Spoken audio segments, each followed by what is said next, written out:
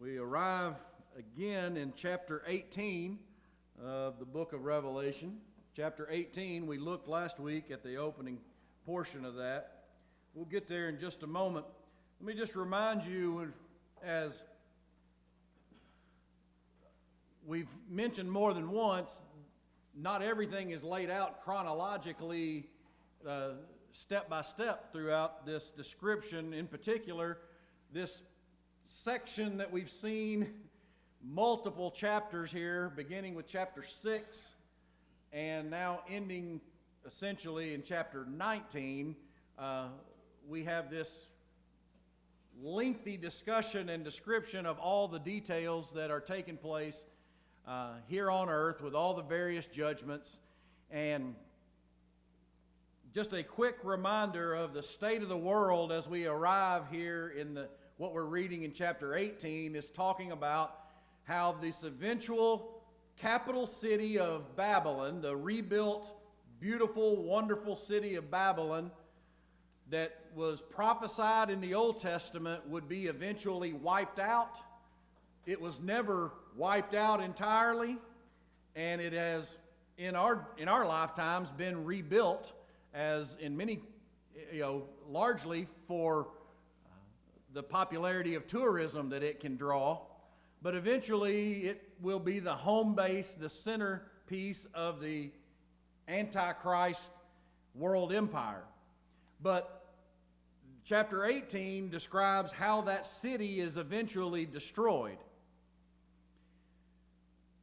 Think about how impressive this city must be and will be to the people of that day, not just because of all the wonderful things that it has going and the fact that it is the hub of everything. It is Rome, it is New York City, it's Hollywood, all rolled into one. It's going to be the entertainment capital, the financial capital, the political capital. It's every big important city that's ever been sort of rolled into one big final worldwide empire for the first time. The world, in all of its various states and conditions at that time, the whole world will have a political home base. It will have an economic home base where everybody is looking for answers and inspiration and direction. They're all looking to the exact same place worldwide. But think about how this city will have survived down through these years of tribulation. If you think back to the opening of the seven seals and the reminders that we got down through the seven seals and the seven trumpets then that followed and the seven bowls which were poured out as representations, as literal judgments of God upon humanity. This city is going to be standing in these last moments. This is, by all indications, these are the last moments prior to the Battle of Armageddon. The world will have already experienced 7 years worth of wars. You go back to the second seal that was opened. The first one was you're going to have a false world peace that'll be temporary and it'll be led by the Antichrist. They won't know him as the Antichrist yet, but he will be using his influence that he gains from this world peace, this false world peace that he throws together. He'll actually be working to destroy the world and take over the world. People won't recognize it at that moment. And then there will begin to be wars. The very second seal that was opened was that people can't hold this world peace together. Okay? Humanity can't hold it together. It turns out it's not legitimate, and there are wars and rumors of wars all over the planet at that point, which leads to famine, which leads to disease and death. And by the fourth seal being opened in chapter 6, 1/4 of the world's population is killed off. And I'm sure they've rationalized it in, you know, what the world at that time, the powers that be will rationalize it and blame it on any number of things. There will eventually come to their mind the reality that this must be coming from God. And they won't deny that there is a God anymore, as most of them might have done before. They will instead blaspheme the God that they know it's coming from. Remember, I told you they will eventually all agree on this world religion that pulls them together, but it won't be one that honors God. It'll be one that blasphemes God, and it is ultimately will blame God for everything. And so the hatred and the animosity toward the one true God will begin to grow. There will not be this shrug your shoulders, I don't know if there's a God, I don't care if there's a God approach that most of the world right now lives in that generic gray area. Or at least they think it's a generic gray area. There is no such thing. You are either with me or against me, Jesus said. But they think that they're just like neutral toward God and just living life and doing it themselves. But understand that when they see war and famine, and when they see a quarter of the world's population die off in a very short amount of time, if they're angry as they try to rationalize it and explain what's happening, it will begin to bubble up within them that there is a God in heaven who is responsible for this. They can't blame it on the environment anymore because they're protecting the environment, right? They're worshiping the earth. They are the Green New Deal.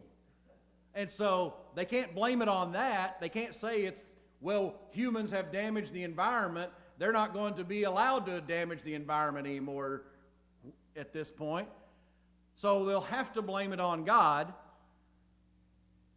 And they'll begin to kill the people who name the name of God.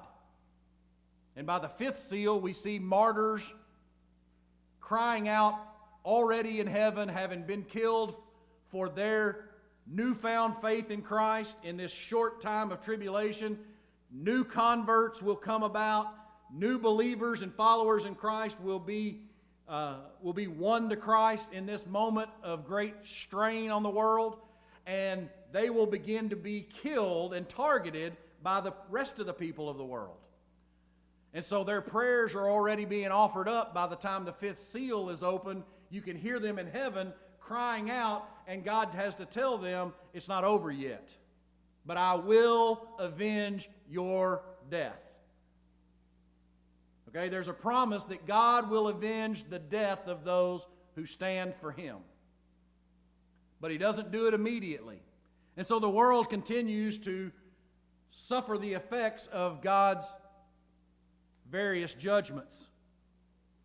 You go through the rest of the seals and you have an earthquake, a massive earthquake which darkens the sun and turns the moon blood red, and stars begin to fall from the sky, and there's instability in all the things that they have found stability in. The Earth's orbit and the environment and the ecology begins to throw the whole world into chaos. The sky is rolled up like a scroll, and all the mountains and the islands end up being moved around and shifted around in this massive earthquake. And all the earth people start to hide and beg for the rocks to fall on them. They don't cry out for mercy from God, they just cry out for mercy. They don't want to be made right with God. They, in fact, now are angry and blame it on God. They know it's coming from God and the Lamb. And by the time we get to the seventh seal, there's silence in heaven for a half an hour because it's time for the trumpets to begin. And when the trumpets begin, the world experiences the rain, literal raining from heaven, hail and fire mixed together with blood falling on the earth. And it will burn up a third of the earth. It'll burn up a third of and destroy a third of the trees, and all the green grass will be gone, at least for a time. The mountains the mountains will essentially erupt like a volcano and fall over into the sea. A third of the seawater turns to blood. A third of the ocean life is killed off. A third of the ships that are using the sea for all various forms of business and entertainment, a third of the ships that are out there are destroyed. A star falls from the sky and poisons the fresh water of the rivers and the streams in an instant. A third of the water is ruined that way and made poisonous. A third of the sun, the moon, and the stars goes dark. They don't light the world as often and as long as they used to, so that the moon and the sun and the stars are darkened a third of the time. The world spends more time in darkness, though not total darkness yet. The fifth trumpet opens the door to the abyss where demons have been bound for ages, and they are released, and they arrive in a form that looks like locust, and they are given the ability to sting like scorpions, and they sting only the ones who continue to reject the message of the gospel. Those who are obedient to the Antichrist and his worldwide regime, they will be tormented for 5 months. They will scream and beg and plead for God to kill them, but he won't. He won't let them die. They spend 5 months being tormented by these demonic, locust-like creatures that constantly sting them but won't kill them. You remember all of this? This is the condition of the world. Now the next thing that happens is there are demons that are being restrained at the Euphrates River, and they are cut loose to go to the four corners of the world. And it constitutes a 200 million man army, so to speak. Not necessarily a human army, but a 200 million member demonic army is released to bring death and destruction to the whole world. A reign of terror, so to speak. Indiscriminate killing, so much so that the Bible tells us that 1/3 of the world's population will be killed off in this relatively short amount of time. There will be fire and smoke and burning sulfur just emanating and darkening the world and contaminating the air that people try to breathe. And then and only then do we get to the seventh trumpet. And we're reminded that the seventh trumpet, you got to sort of hold your breath, because when you get that seventh trumpet, we had quite a bit of discussion in between the seventh trumpet and what happened because of the seventh trumpet. The seventh trumpet means that the 7 bowls are about to be poured out. And so there was quite a bit of discussion before we finally got to chapter 16, and we finally got to hear, well, what are these 7 bowls going to be about? These last judgments. These that come more quickly, and they come in more rapid succession. And they come with greater intensity as we arrive at the end of these 7 years. And chapter 16 taught us what those 7 bowl judgments are like. When the final okay is given to blow that 7th trumpet, there is no looking back. It's on at that point. The final judgments, the final bowls will be poured out, and there will be no stopping it, and it will come in rapid succession. The first one was that all the people who worshiped the Antichrist, like he told them to, all the people of the world who have been exposed to the gospel, you know, I've told you over and over again, there's not going to be anybody who can say, well, I just didn't know about it. They're not going to be able to say that. There are going to be many, many human witnesses that are on the planet that are preaching and proclaiming and telling the truth about the gospel as a result of their own salvation experience, and they're saying it down to their dying breath. there's not going to be anybody that'll have an excuse.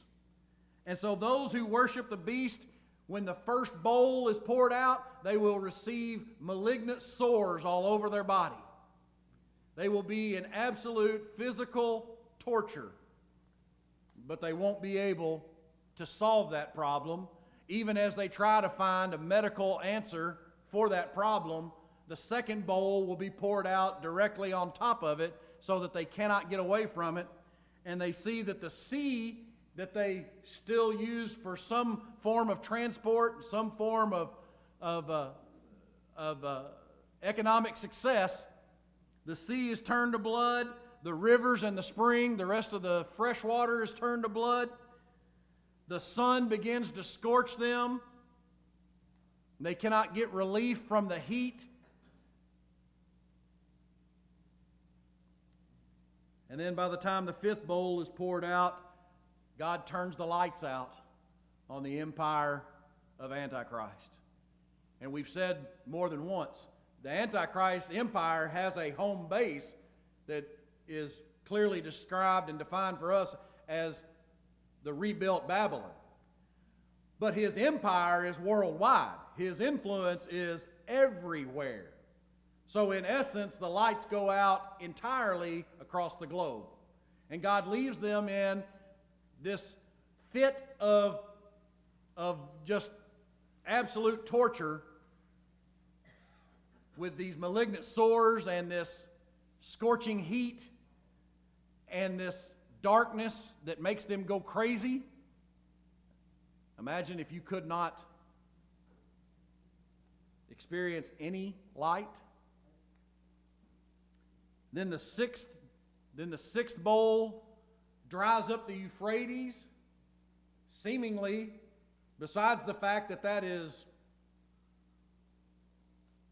a very key waterway that impacts their day-to-day life. It doesn't appear to be a big deal until you realize that that's going to be the open door for the whole world to come together at Armageddon. And then the seventh bowl pours out the most incredible, destructive earthquake that the world has ever experienced.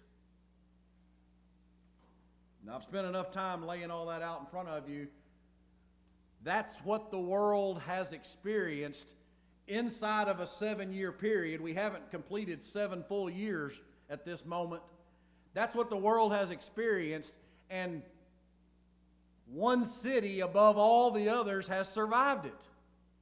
Babylon is still standing strong. And so while they work to explain away everything else or to live with and tolerate or fix whatever else is going on, the one place they can look that is still going strong is the home base of the Antichrist, the one that they have now all agreed to worship because, well, frankly, he didn't give them a choice. They have to worship him. If they want to eat, if they want to live, they have to worship him. And so it is the hub, it is the home base of everything that's going on. We looked in chapter 17, we got this understanding that there will be a moment in which the world comes together under the leadership of this false prophet, somebody who serves as the false prophet, some religious leader will come on the scene during this time of tribulation. He will win the world into this godless religion. It's a false religion, but it ends up meshing together all the belief systems of the world so that everybody can be in harmony as much as possible. And come to find out, by the time you get to the end of chapter 17, turns out that was never a real religion anyway. It was always just a propaganda arm of the Antichrist and his worldwide regime. He's just using religion to get what he wants. To get compliance, to get agreement, to get the world all on the same page so that they will all turn to him, worship him, take the mark so that he can put them into their economic system and devise a world plan and carry out a world plan for domination that Satan has always dreamed of. He's going to appear to be winning even in spite of all these other things that I just rattled off to you for 20 minutes. His city is still going to be standing. He's going to have discarded the whole religious thing of chapter 17. They used that for a while, and all that was something to suck the people in, and now they're all in. Now they've got the vast majority of the planet bowing a knee to Antichrist, taking the mark so they can be good little soldiers and do just exactly what Antichrist says they can do.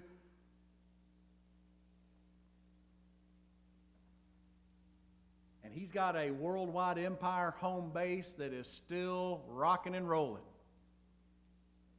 Everybody else is falling apart, but that just means they depend on him even more, right? That's just going to mean the rest of the world will be that much more dependent on whatever he's got going on. And so here is a reminder in chapter 18. God's going to allow the whole world to converge and come together. He wants them all together because he's going to destroy them all collectively. So geographically, culturally, economically, politically, to whatever degree you could call it religiously, they will all be together as one in their defiance of God. Now remember, these are not any innocent people. They have all heard the gospel and have openly and clearly chosen to reject it. Verses 1 through 3 of chapter 18, we saw that the judgment is pronounced. It's going to fall on this city. We talked about the fact that it's not just going to fall literally, physically on the city, but understand that the city represents everything that's anti-God. This city represents his empire and everything that's anti-God. So imagine everything you've ever experienced or known about: entertainment, politics, finances, culture in general. Everything that is anti-God, it's going to be wrapped up and consumed in this home base. And so God is going to destroy everything that has ever stood in opposition to him. This judgment is pronounced. There's a final warning because of the mercy of God. In verses 4 and 5, an angel from heaven calls out and says, get out of there. If you're caught up in this lifestyle, if you're caught up in the ways of the world, if what the world offers is what is most enticing to you, you need to wake up and get out. And it leads us to believe that even at these last moments, God is presenting and providing a momentary wake-up call for those who would hear it. If there is anybody left who hasn't taken the mark, if there's anybody left who has not bowed the knee to worship Antichrist, they are being warned to get out of there now. But it's also a warning to people of today: get out of that lifestyle now and turn to God before it's too late. In verses 6, 7, and 8 showed us how he's going to lay out some of the judgments. And now we pick up in verse 9 and we roll from here. Beginning in verse 9, we see that this judgment's going to bring great sadness. Over the next 11 verses, we're going to get to see just how much it bothers the people of the world when this judgment falls on the city of Babylon and upon this empire of the Antichrist. Beginning in verse 9, the judgment brings great sadness. And the kings of the world who committed adultery with her and enjoyed her great luxury will mourn for her as they see the smoke rising from her charred remains. So they're going to see it from a distance that God has brought destruction to this city. So let's note a couple things here. The kings of the world. This is every political leader that will be alive at the time. We've said that the 10 horns represent 10 world leaders who will be given their position to work underneath the Antichrist. Well, it'll be these guys and anybody else who has any position of authority. They will mourn for this destroyed city. Why? Because they sold themselves to this. They devoted their whole life to following the power that the Antichrist promised them. So the kings of the world who have committed adultery, and you know I say I have a slight issue with this translation, using this word here, adultery, it gives the indication that there was some sort of correct union that existed and somebody cheated. That's what we think of with adultery. It's more accurate to say fornication or just outright prostitution. The people of the world, the leaders of the world, have sold themselves and their people into this Antichrist regime. So they have committed themselves in the same way that someone commits sexual immorality. They are in bed with the Antichrist and his whole regime, all the leaders of the world. Why? Because they enjoyed her great luxury. It enriched them. It's not hard to understand why they did it. It made them famous and got them rich. So they enjoyed her luxury, and so they mourned for her. They're sad because if that empire is gone, if that city's gone, then everything that I have is basically gone. Verse 10 says, they will stand at a distance, terrified by her great torment. Well, they will cry out, how terrible for you, O Babylon, you great city. In a single moment, God's judgment came on you. Wow, they're going to be sad for her, because it's sad for them. They are so distraught over the destruction of Babylon because it means that, well, frankly, everything that they experience is now in jeopardy. Oh, we thought you were a great city because you stood through all this craziness that the world's experienced. All the things that I just told you have been happening. It's entirely possible that this destruction of Babylon is in conjunction with the sixth or seventh seal as God, the sixth or seventh bowl as he pours out his last judgments upon the earth and brings destruction. But the point is, all these other judgments have fallen on them. Babylon was still standing. And so they are distressed and disturbed because Babylon hasn't survived. It had up until then, but it hurts them to see Babylon crumble. Verse 11 says, the merchants of the world are also sad. The people who, the corporate leaders, the people who make the most money, the one place that had stayed unharmed, the one city where they'd still been able to transact business and make incredible amounts of money was Babylon. So they are distraught now too. The merchants of the world will weep and mourn for her, for there is no one left to buy their goods. Everybody's dying. Everybody's dying. And these people need people on the planet to buy from them so that they can continue to be rich.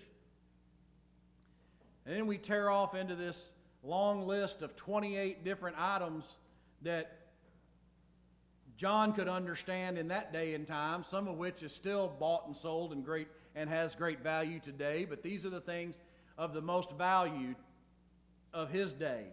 So you could very easily make the connection that this means that virtually anything and everything that is bought and sold that makes the most money for people, that's what they're going to be doing that's the business they're going to be transacting. Verse 12 says she bought great quantities of gold, silver, jewels, and pearls, fine linen, purple, silk, and scarlet cloth, things made of fragrant thyine wood. That's a special kind of citrus type wood that smells good and looks good. Ivory goods and objects made of expensive wood. Also bronze, iron, and marble. anything and everything that had any value, they were buying and selling it, and they were being enriched because of it. And now that this city is destroyed, now we don't know how we're going to do it. Now we don't know how we're going to distribute it worldwide. All the rest of the port cities are falling apart. All the seas have turned to blood. All the waterways have turned to blood. All the best ways to transport things have been damaged, and now the one city that we were still able to maybe sail in and out of or fly in and out of, now we don't even have that. Verse 13 says, she also bought cinnamon, spice, incense, myrrh, frankincense, wine, olive oil, fine flour, wheat, cattle, sheep, horses, wagons. And that word for wagons, if you translate it all the way back to the Greek, is a word that meant four-wheeled vehicle. So I assume at that point it'll be electric cars, right? Nevertheless, I want you to note the end of verse 13. One more commodity bought and sold. Just as if it is a product to be manufactured and sold. Bodies, that is, human slaves. It's entirely possible that at that point people have sold themselves intentionally into slavery in order to not starve to death. It's entirely possible that various people in the world have been enslaved by the power brokers of the world simply because they need a workforce, a labor force. And so they essentially enslave those people. But it's also entirely possible that the trade that they are discussing here that'll be taking place in that day and time, that includes humans, human bodies, we're talking about the souls of men. It's entirely possible that that this is a reference to the horrific sex trade, child trafficking, or in some places in the world, it's not even child, it is women are being trafficked and used up as any other consumable might be used up. Not in prostitution by their own choosing, but in sex slavery because of the powers that be are enriching themselves by buying and selling and trading the bodies of humans. And that's not even to speak of the possibility of the horrific abortion body part business that appears to exist on a black market even here in America, where the body parts of unborn children have been used for research or worse. It's one thing to hear about all the things that the world will be using to make money. It's another to stop and think how much worse it might get, the use of humans who have been made in the image of God, how bad that might go by the time we arrive at this point. Verse 14 says, the fancy things you love so much are gone. They cry, all your luxuries and splendor are gone forever, never to be yours again. Oh, the city, this place that enriched us all. All these things that you loved are gone. All these things that made us wealthy are gone. Verse 15, the merchants who became wealthy by selling her these things will stand at a distance, basically saying, what a shame. It's not happening to me, and I'm glad it's not happening to me. And that's all they can really think about. What a shame. They will stand at a distance, terrified by her great torment. Notice that they have sold their soul for earthly gain. They have forfeited their soul. What does it benefit a man to gain the whole world and lose his soul? Well, this is the living embodiment of that. They will have gained the whole world essentially and lost their soul. And even as they watch the destruction of the city, they are disturbed for the city's torment.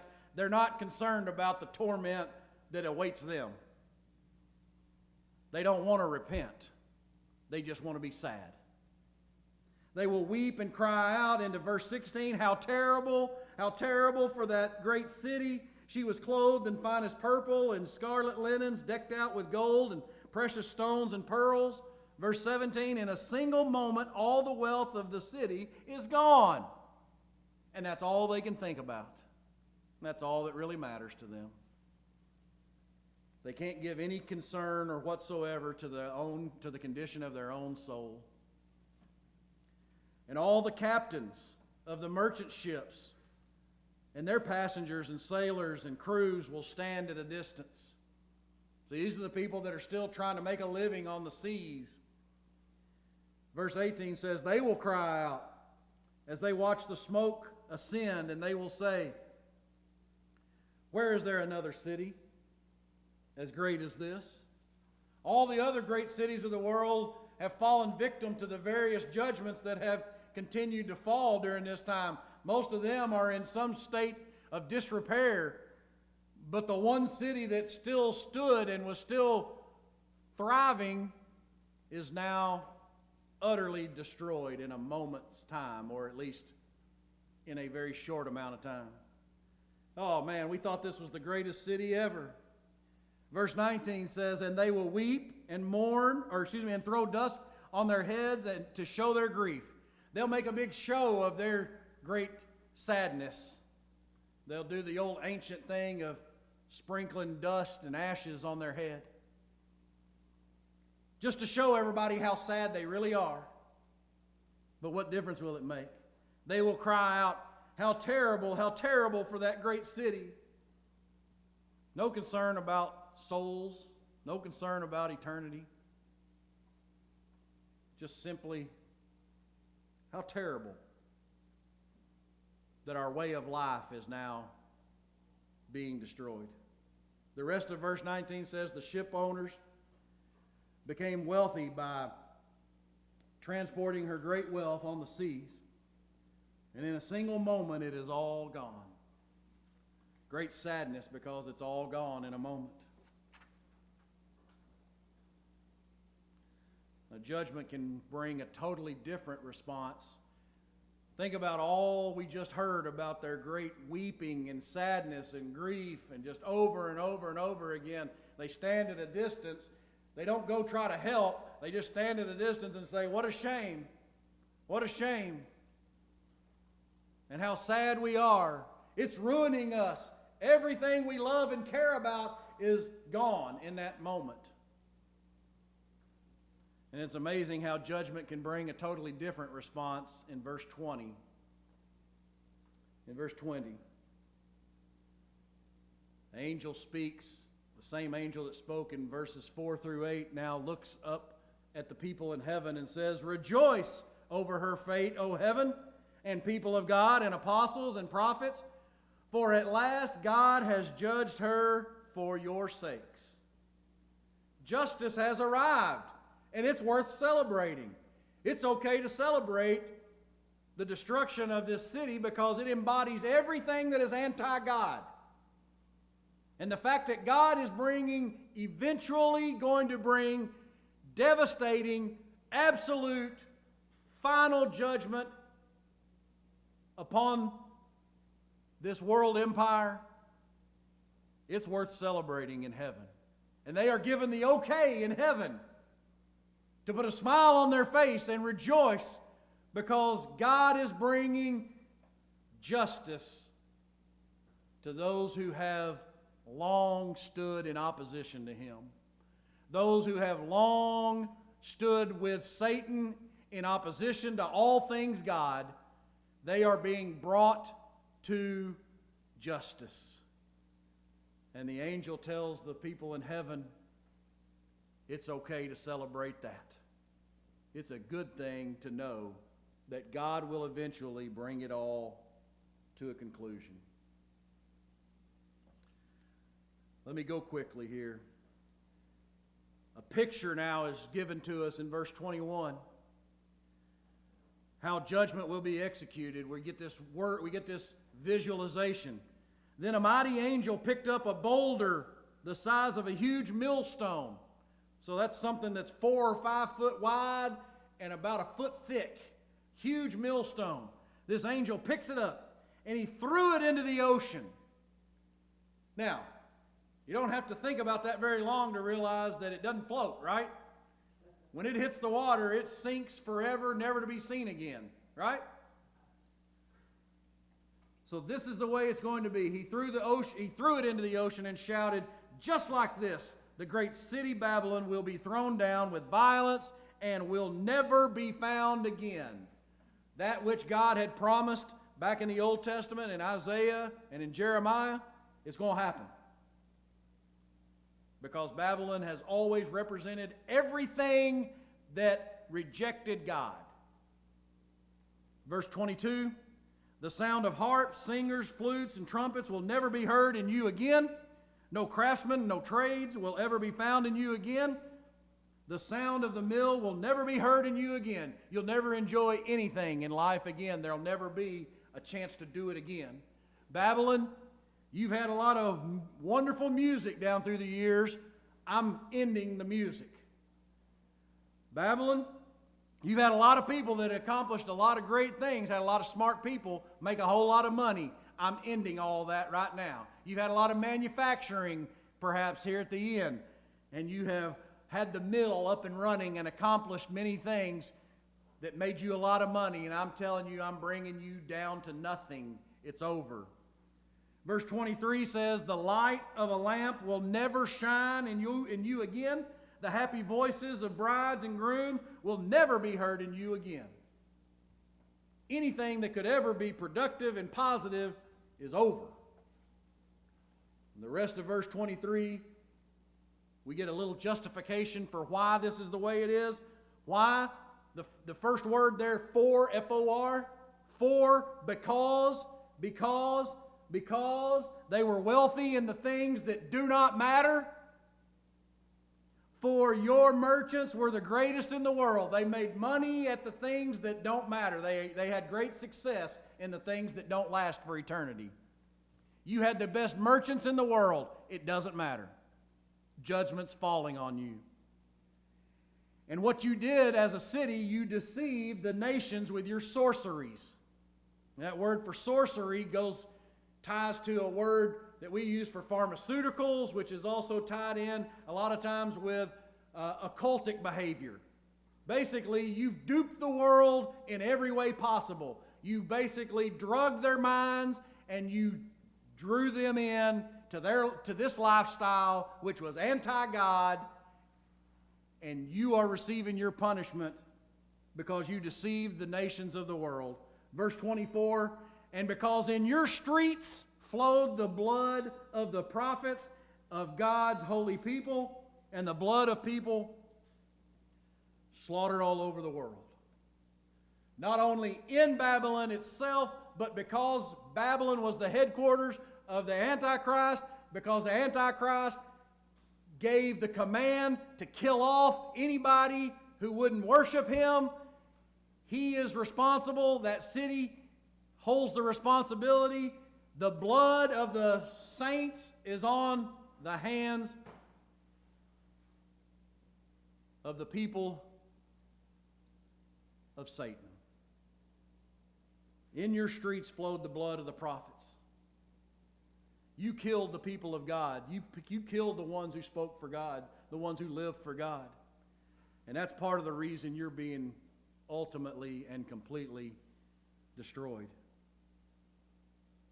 So we conclude today by reminding ourselves that God's judgment on this eventual materialistic version of Babylon, because it speaks and stands for all the things that are anti-God, we can celebrate the triumph of God's righteousness. God's righteousness wins in the end. God's definition of what's right and wrong, that you and I, we watch the news and we just shake our head because we can't believe that what God has said is right and wrong is being completely ignored all over the place, right? eventually the righteousness of God wins.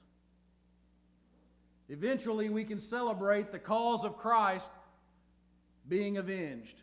Those who've been killed for speaking for the gospel, well, their deaths, their suffering, their persecutions will be avenged. And we can celebrate the arrival of the kingdom of Christ here on earth. Because that's where we're going to end up in chapter 19. We're going to have a little rollover celebration at the start of chapter 19. They're still talking about how it ended here for Babylon and the Antichrist. But boy, oh boy, when we get there, before we end chapter 19, you're going to see Christ claim his earthly kingdom. And we get to be right there with him if we are his child today. Father, we thank you for the truth of your word. We thank you for the incredible detail that you've given us. Father, that we might not get hung up in all the little details, but we would instead see the whole big picture and understand that your justice will be executed.